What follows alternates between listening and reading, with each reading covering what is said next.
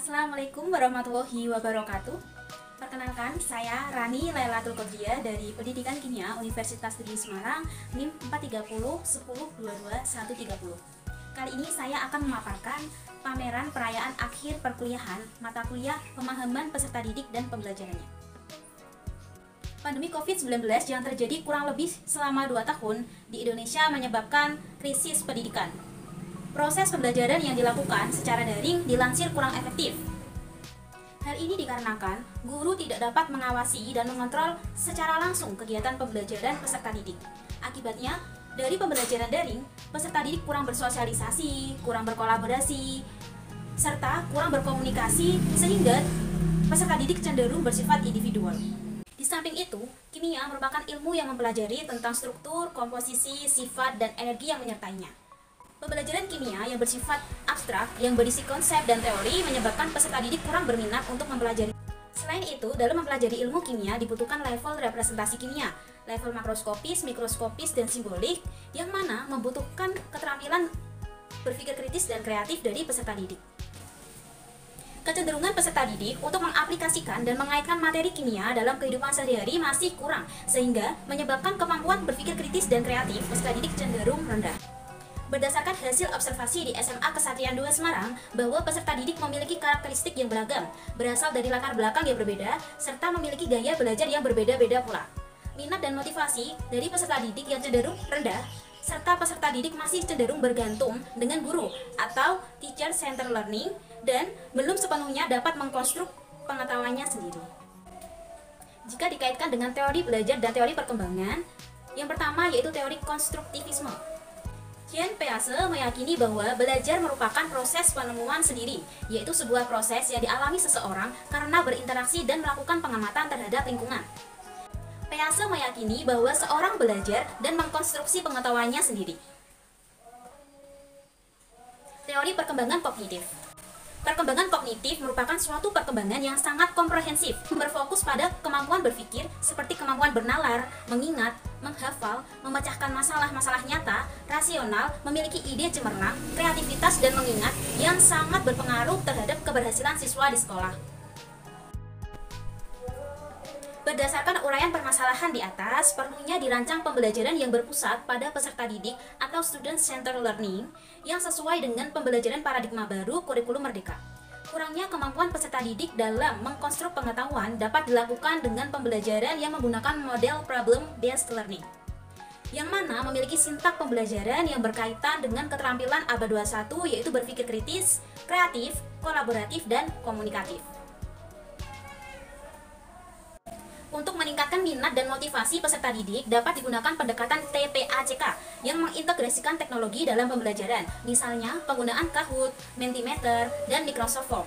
Strategi pembelajaran berdiferensiasi digunakan untuk memfasilitasi peserta didik yang memiliki karakteristik yang berbeda, gaya belajar yang berbeda, serta kesiapan belajar yang berbeda pula.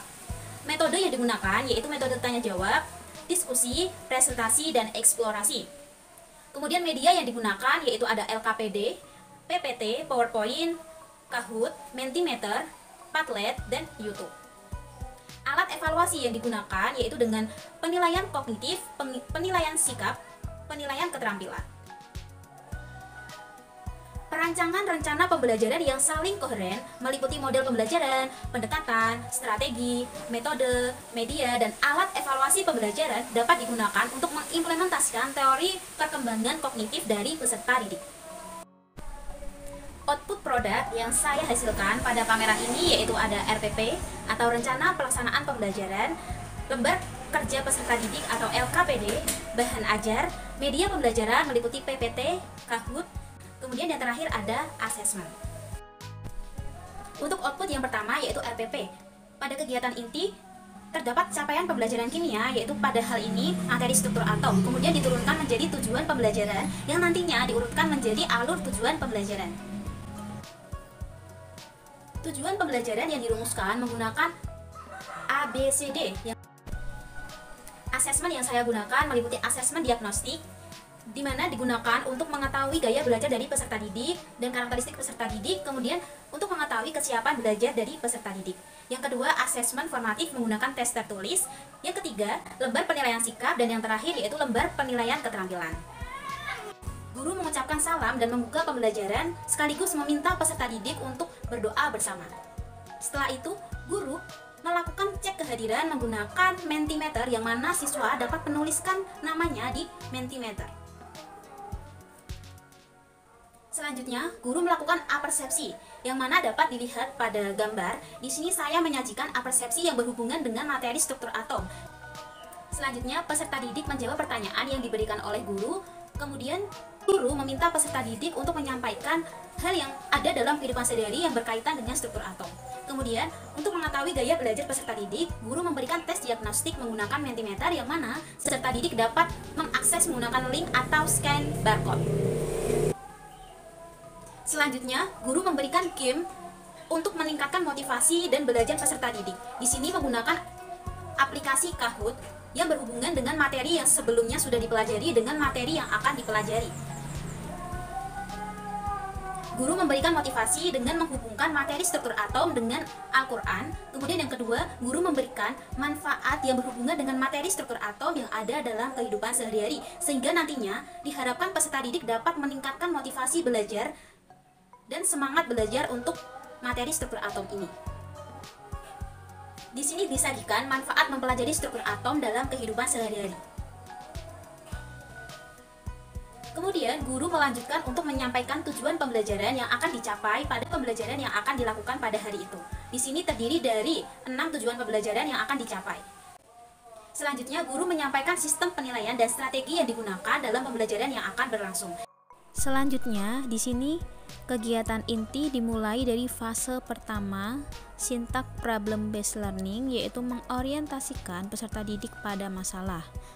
Kemudian sintak kedua yaitu mengorganisasikan peserta didik untuk belajar.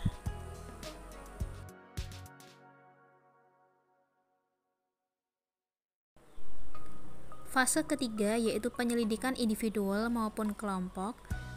Di sini terjadi diferensiasi proses. Kemudian fase keempat yaitu menyajikan hasil karya. Di sini setiap kelompok mempresentasikan hasil diskusi. Dan yang terakhir yaitu analisis dan evaluasi hasil. Di sini guru meluruskan dan mengkonfirmasi hasil yang sudah disampaikan oleh peserta didik. Kegiatan penutup dilakukan refleksi dari peserta didik dan guru. Kemudian diakhiri dengan berdoa dan mengucapkan salam. Di sini ada LKPD yang sudah saya buat menggunakan sintak PBL.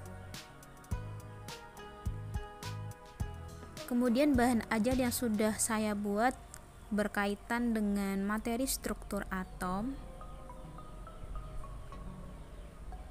Kemudian di sini ada media yang saya gunakan yaitu ada PowerPoint yang sesuai dengan rencana pembelajaran yang dibuat dengan menggunakan sintak PBL di setiap langkah-langkahnya.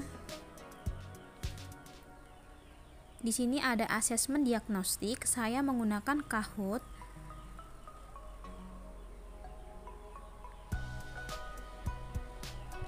Kemudian asesmen formatif tertulis, di sini saya berikan kisi-kisi dari asesmen formatif dan penskoran.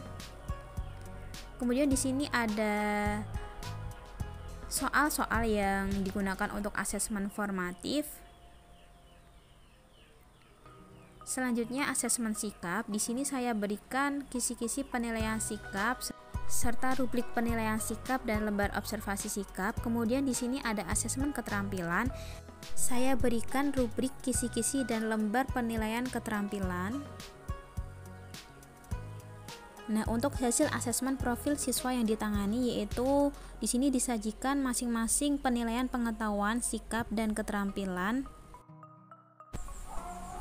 Output yang terjadi di lapangan, di sini saya melaksanakan wawancara dengan salah satu peserta didik setelah melaksanakan pembelajaran kimia. Di sini peserta didik mengemukakan bahwa pembelajaran kimia hari ini seru, ada gamenya, jadi saya bisa lebih bersemangat untuk mendapatkan poin dari bu guru.